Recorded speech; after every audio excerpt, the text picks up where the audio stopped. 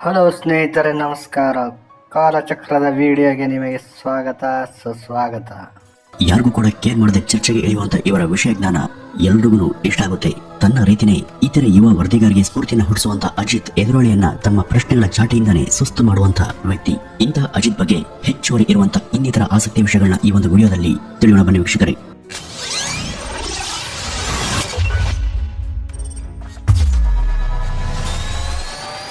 Journalism ಅನ್ನೋದು ಸಮಾಜದ ಪ್ರತಿಬಿಂಬದ ರೀತಿ ಇರಬೇಕು. ಅದು ಸಮಾಜದ ಕನ್ನಡಿ. ಸಮಾಜದಲ್ಲಿರುವಂತಹ ಎಲ್ಲವನ್ನೂ ಕೂಡ ಪಾರದರ್ಶಕವಾಗಿ ತೋರಿಸೋದೇ ವರದಿಗಾರನ ಮುಖ್ಯ ಕರ್ತವ್ಯ. ಈ ಒಂದು ಹಾದಿಯಲ್ಲಿ ನಾವು ಸತ್ಯವಾಗಿದ್ದಷ್ಟು ಕೂಡ ನಮಗೆ ಶತ್ರುಗಳು ಹಾಗೂ ಇತರ ಗಂಡಾಂತರಗಳು ಹೆಚ್ಚಿರ್ತವೆ.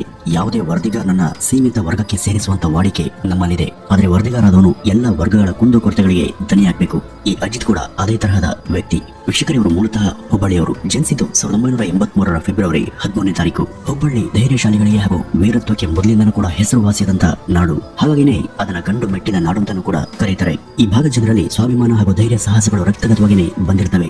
ಇಂಥ ಊರ್ನವರಾದಂತ ಅಜಿತ್ ಕೂಡ ಯಾರಿಗೂ ಕೇರ್ ಮಾಡದಂತ ಸ್ವಭಾವವನ್ನ ಚಿಕ್ಕಂದಿನಿಂದಲೂ ಕೂಡ ರೂಢಿಸಿಕೊಂಡು ಬೆಳೆದವರು. ಇವರ ಪ್ರಾಥಮಿಕ ಶಿಕ್ಷಣ ಹುಬ್ಬಳ್ಳಿಯಲ್ಲೇ ನೆರವೇರಿತು. ಮುಂದೆ ಪದವಿ ಮುಗಿಸಂತ ಅಜಿತ್ ಎಲೆಕ್ಟ್ರಾನಿಕ್ ಮೀಡಿಯಾದಲ್ಲಿ ತಮ್ಮ ಸ್ನಾತಕೋತ್ತರ ಪದವಿಯನ್ನ ಮುಗಿಸಿದರು. ಅಜಿತ್ ಅವರಿಗೆ ಓದ್ನಲ್ಲಿ ಮೊದಲಿಂದನೂ ಕೂಡ ಆಸಕ್ತಿ ಇತ್ತು. ಮುಂದೆ ಮೀಡಿಯಾ ಎಂಬ ಮುಖ್ಯ ವಾಹಿನಿಗೆ ಹೆಜ್ಜೆ ಇಟ್ಟಂತ ಅಜಿತ್ ರವರು ಆರಂಭದಲ್ಲಿ ಕ್ರೈಮ್ ವರದಿಗಾರರಾಗಿ ತಮ್ಮ ವೃತ್ತಿಯನ್ನ ಶುರು ಮಾಡ್ತಾರೆ. ಇವರು ಕ್ರೈಮ್ ವರದಿ ಮಾಡುವಾಗ ಇವ್ರ ಜೊತೆ ಸಹೋದ್ಯೋಗಿಯಾಗಿದ್ದವರು ಸಹನಾ ಭಟ್. ಸಹನಾರ ಜೊತೆಗಿನ ನಿಕಟ ಸಂಪರ್ಕ ಹಾಗೂ ಒಡನಾಟ ಅವ್ರ ಜೊತೆ ಸ್ನೇಹ ಸಲಹೆ ದಾರಿ ಮಾಡಿಕೊಟ್ಟು ಕೊನೆಗೆ ಅದು ಪರಸ್ಪರ ಪ್ರೀತಿ ಅನುರಾಗಕ್ಕೆ ತಿರುಗುತ್ತೆ. 10 ವರ್ಷಗಳ ಪ್ರೀತಿಯ ಬಳಿಕ ಅಜಿತ್ ಮತ್ತು ಸಹನಾ ಮದುವೆಗೆ ಮುಂದಾಗ್ತಾರೆ. ಅವಳಿ ಜವಳಿ ಮಕ್ಕಳಿದ್ದಾರೆ. ಹಿರಿಯ ಕ್ರೈಮ್ ವರದಿಗಾರರಾದಂತ ರಂಗನಾಥ್ ಭಾರದ್ವಾಜ್, ಪತ್ರಕರ್ತರಾದಂತಹ ಗಿರೀಶ್ ಅಕ್ಕಿ, ಪ್ರಸಾದ್ ಮುಂತಾದವರೆಲ್ಲ ಇವರ ಸ್ನೇಹಿತರು ಹಾಗೂ ಹಿರಿಯ ಪತ್ರಿಕೋದ್ಯಮದ ಮಿತ್ರರು. ಅಜಿತ್ ರವರು ಆರಂಭದಲ್ಲಿ ಸುವರ್ಣ ವಾಹಿನಿಯಲ್ಲಿ ಕ್ರೈಮ್ ವರದಿಯನ್ನ ಮಾಡ್ತಿದ್ರು. ಈ ಜರ್ನಲಿಸಂನಲ್ಲಿ ಕ್ರೈಮ್ ವಿಭಾಗಕ್ಕೆ ಅದರದೇ ಆದಂತಹ ವಿಶೇಷ ಮಹತ್ವ ಇದೆ. ರವಿ ಬೆಳಗೆರೆ, ಅಗ್ನಿಶ್ರೀಧರ್, ಪಬ್ಲಿಕ್ ಟಿವಿಯ ರಂಗನಾಥ್ ಅವರು ಇವರೆಲ್ಲ ಕ್ರೈಮ್ ವರದಿಯಿಂದಲೇ ಪ್ರಖ್ಯಾತರಾಗಿದ್ದು. ಅಜಿತ್ ಮೊದಲಿಂದನೂ ಕೂಡ ರವಿ ಬೆಳಗೆರೆ ಅವರ ನೆಚ್ಚಿನ ಓದುಗರಾಗಿದ್ರು. ರವಿ ಅವರ ಪತ್ರಿಕೆಯಲ್ಲಿ ಬರೆದಿದ್ದಂತ ಲವಲವಿಕೆ, ಓ ಮನಸೆ ಮೊದಲಾದ ಅಂಕಣಗಳಲ್ಲಿ ಇವರು ಕೂಡ ಲೇಖನವನ್ನ ಬರೀತಾ ಇದ್ರು. ಅಜಿತ್ ಅವರು ಸುವರ್ಣ ವಾಹಿನಿಯ ನ್ಯೂಸ್ ಅವರ್ ನಲ್ಲಿ ಹೆಚ್ಚು ಪ್ರಸಿದ್ಧಿಯನ್ನ ಪಡೆದರು. ಈ ಒಂದು ವಾಹಿನಿಯಲ್ಲಿ ಅನೇಕರನ್ನ ಡಿಬೇಟ್ಗೆ ಕರೆಸಿ ಸಾಕಷ್ಟು ಸೂಕ್ತ ಹಾಗೂ ಗಂಭೀರ ವಿಚಾರಗಳನ್ನ ಇವರು ಚರ್ಚೆಯ ಮುನ್ನೆಲೆಗೆ ತಂದಿದ್ದುಂಟು.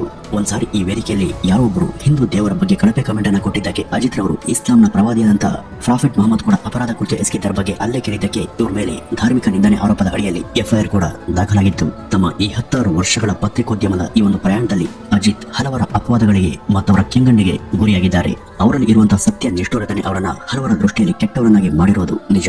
ಅದಕ್ಕೆಂದರೆ ಅವರ ಮೇಲೆ ಅನೇಕ ಆರೋಪಗಳು, ಕೇಸ್ಗಳು, ಇಲ್ಲ ಸಲ್ಲದ ದೂರು ದಾಖಲಾತಿಗಳು ಕೂಡ ಕೇಳಿಬಂದಿವೆ. ಇದೆಲ್ಲಕ್ಕೂ ಕೂಡ ಪತ್ರಕರ್ತನಾದವನು ಸದಾ ಸಿದ್ಧನಾಗಿರಬೇಕು. ತಮ್ಮ ನ್ಯೂಸ್ ಅವರ್ ಹಾಗೂ ಇತರೆ ಎಪಿಸೋಡ್ಗಳಲ್ಲಿ ಹಲವು ಗಂಭೀರ ಹಾಗೂ ವಿವಾದಾತ್ಮಕ ನ್ಯೂಸ್ ವರದಿ ಮಾಡಿರುವಂತಹ ಅಜಿತ್ಗೆ ಪೊಲೀಸ್ ಕೇಸ್ಗಳು ಕೂಡ ಹೊಸದೇನಲ್ಲ. ಅವುಗಳಲ್ಲೆಲ್ಲ ಅವರು ಕೈಲಾಸದ ನಿತ್ಯಾನಂದನ ಮೇಲೆ ಹೊರಸ್ತಂತ ಸಮನ್ಸ್ ವಿವಾದ ಕೂಡ ಪ್ರಮುಖವಾದದ್ದು. ನಿತ್ಯಾನಂದರ ಸಂದರ್ಶನಕ್ಕೆ ಇವರು ಬಿಡದಿಯ ಆಶ್ರಮಕ್ಕೆ ಕೆಲವರು ಮಾಧ್ಯಮ ಮಿತ್ರರ ಜೊತೆ ತಾವು ಕೂಡ ಹೋಗಿದ್ರು. ಯಾವಾಗಲೂ ಗುಂಡು ಹೊಡೆದಂತೆ ನೇರವಾಗಿ ಪ್ರಶ್ನೆ ಎಸೆಯುವಂತ ಅಜಿತ್ ಅಲ್ಲೂ ಕೂಡ ಈ ನಿತ್ಯಾನಂದನಿಗೆ ಪ್ರಶ್ನೆ ಕೇಳಿದಾಗ ಸಹಜವಾಗಿ ಅದು ಅವರಿಗೆ ಇಷ್ಟ ಆಗಲಿಲ್ಲ. ನಿತ್ಯಾನಂದನಿಗೆ ಯಾವಾಗ ಈ ಪ್ರಶ್ನೆಗಳಿಂದ ಕಿರಿಕಿರಿ ಉಂಟಾಯಿತು, ಅವರು ತನ್ನವರ ಕಡೆ ಕೈ ತೋರಿಸಿ ಅಜಿತ್ರನ್ನ ಹೊರಗೆ ಹಾಕುವಂತೆ ಸನ್ನೆ ಮಾಡಿದ್ರು. ಆಗ ಅವರ ಪಟಾಲ ಅಜಿತ್ ಕಡೆ ಓಡಬಂದು ಅವರನ್ನು ತಳ್ಳಹಾಕೋದಿಕ್ಕೆ ಪ್ರಯತ್ನಿಸಿದ್ರು. ನಂತರ ಅವರ ಮೇಲೆ ಸುಳ್ಳು ಆರೋಪಡಿ ಒಂದು ಕೇಸ್ ಕೂಡ ದಾಖಲಾಗುತ್ತೆ. ಆಗ ಅಜಿತ್ ರವರು ವಿಧಿ ಇಲ್ಲದೆ ಅರೆಸ್ಟ್ ಆಗ್ತಾರೆ. ಅವರನ್ನ ಬಿಡದೆ ಸ್ಟೇಷನ್ಗೆ ಹಾಕಿ ಬೆದರಿಸುವಂತ ಪ್ರಯತ್ನವನ್ನು ಕೂಡ ಮಾಡಲಾಗುತ್ತೆ. ಆದ್ರೆ ಮಾಧ್ಯಮದವರ ಸಹಾಯದಿಂದ ಅಜಿತ್ ಹೊರಗೆ ಬರೋದಕ್ಕೆ ಸಹಾಯವಾಗುತ್ತೆ.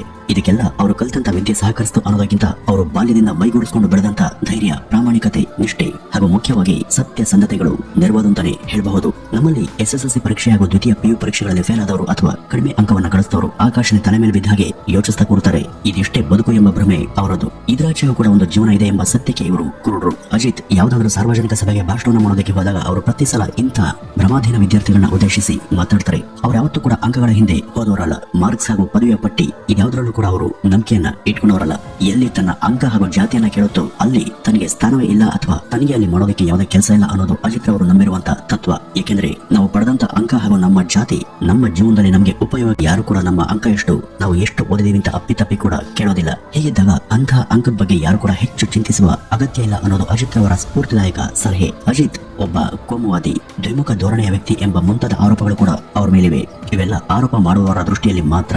ಅಜಿತ್ ಅವರು ತಮ್ಮ ವೇದಿಕೆಯಲ್ಲಿ ಎಲ್ಲಾ ವರ್ಗದವರನ್ನು ಕೂಡ ಸಾರ್ವಜನಿಕವಾಗಿ ಚರ್ಚೆಗೆ ಕೂರಿಸಿದವರು. ಪ್ರಕಾಶ್ ರಾಯ್, ಅಹಿಂಸಾ ಚೇತನ್ ಸೇರಿ ಅನೇಕ ರಾಜಕಾರಣಿಗಳನ್ನ ಮತ್ತೆ ಎಲ್ಲಾ ಪಕ್ಷಗಳ ಧೋರಣೆಗಳು ಕೂಡ ಚರ್ಚೆ ಬಿಸಿಯನ್ನ ಹಚ್ಚಿ ಅವರು ಅವರಿಗೆ ನೀರನ್ನ ಇಳಿಸಿರುವಂತಹ ಉದಾಹರಣೆಗಳು ಕೂಡ ಸಾಕಷ್ಟಿವೆ. ಸ್ವತಃ ತಾವೇ ಒಬ್ಬ ಜೈನ ಮತದವರಾದಂತಹ ಅಜಿತ್ ಅವರು ತಾವು ಪ್ರೀತಿಸಿ ಮದುವೆಯಾಗಿರೋದು ಬ್ರಾಹ್ಮಣ ಸಮುದಾಯದ ಯುವತಿಯನ್ನ.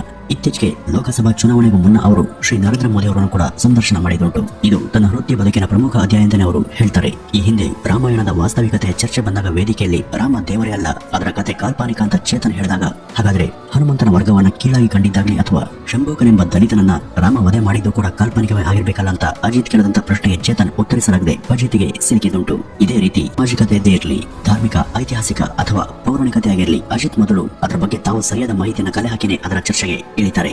ಸಾಮಾನ್ಯವಾಗಿ ಇಂಥ ವಿಷಯಗಳನ್ನ ಎಲ್ಲರ ಎದುರು ಗಂಟೆ ಗಟ್ಟಲೆ ನಿಂತು ಮಾತನಾಡೋದಕ್ಕೆ ವಿಷಯದ ಜ್ಞಾನದ ಜೊತೆ ಧೈರ್ಯ ಕೂಡ ಇರಬೇಕಾಗುತ್ತೆ. ಅವೆರಡೂ ಕೂಡ ಅವರಲ್ಲಿದೆ. ಇತ್ತೀಚೆಗೆ ರೇಣುಕಾಸ್ವಾಮಿಯ ಹತ್ಯೆ ಕೇಸ್ ಕುರಿತಾಗಿ ಬಂಧಿತ ಆರೋಪಿ ದರ್ಶನ್ ಅವರ ಬಗ್ಗೆ ಕೂಡ ಸಿಕ್ಕಾಪಟ್ಟೆ ಕಮೆಂಟ್ ಮಾಡಿದಂತ ಅಜಿತ್ ಅವರು ದರ್ಶನ್ ಅಭಿಮಾನಿಗಳ ಕೆಂಗಣ್ಣಿಗೆ ಗುರಿಯಾಗಿದ್ದು ಕೂಡ ಉಂಟು.